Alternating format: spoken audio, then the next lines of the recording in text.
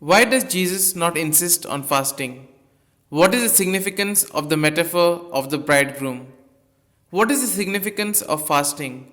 All these questions and more answered during today's episode of Daily Reflections.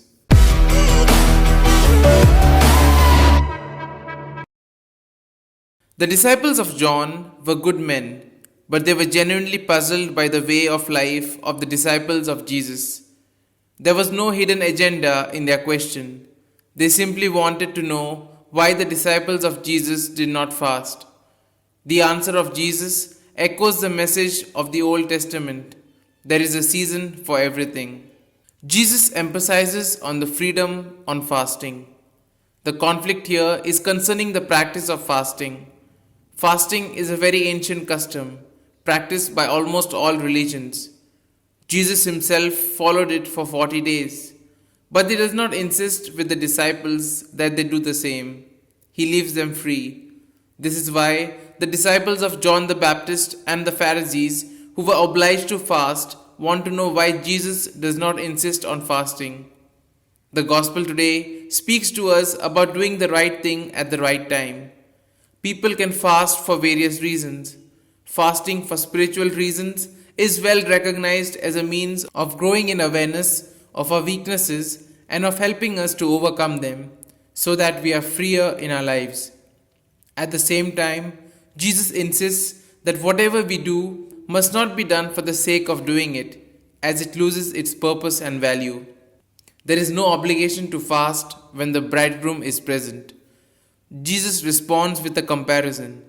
When the bridegroom is with the friends of the bridegroom, that is, during the wedding feast, they should not fast. Jesus considers himself the bridegroom.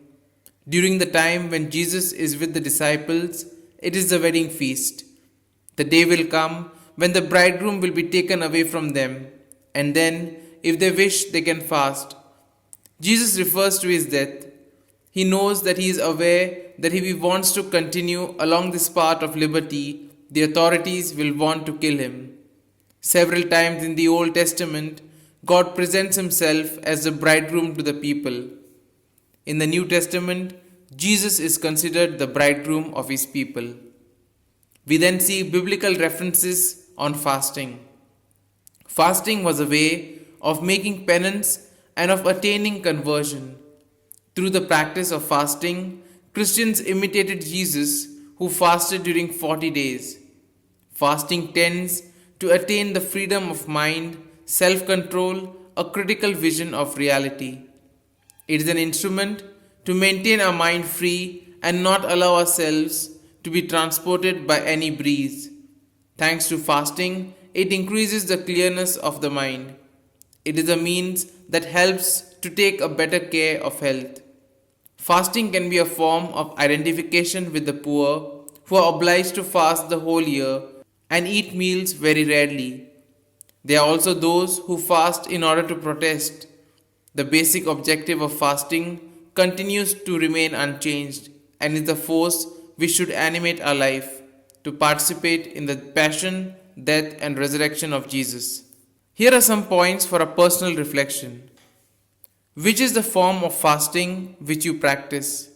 And if you do not practice any, which is the form which you could practice? How can fasting help me to prepare myself better for the celebration of Easter? Do I sometimes contrast my practice with that of others?